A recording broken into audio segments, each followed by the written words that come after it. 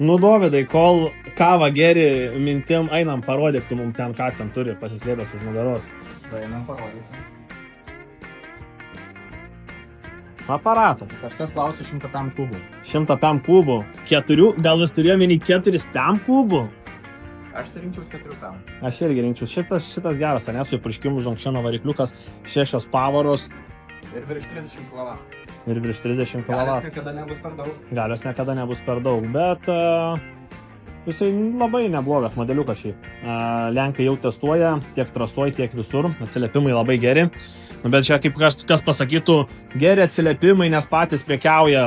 Mes nieko prieš, tai atvažiuokit patys, turit Kitamus, turit Kawasaki, važinėjat. Atvažiuokit, pasižiūrėkit, čiupinėkit, kalbėkime, pasakykit savo nuomonę, pafilmuosime kamerą, jeigu nebijote. Ne, nu tai...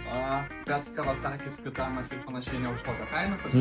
Aišku, kad ne už tokią kainą. Laukiam Martino technikoj, testuojam, kalbamės, žiūrim.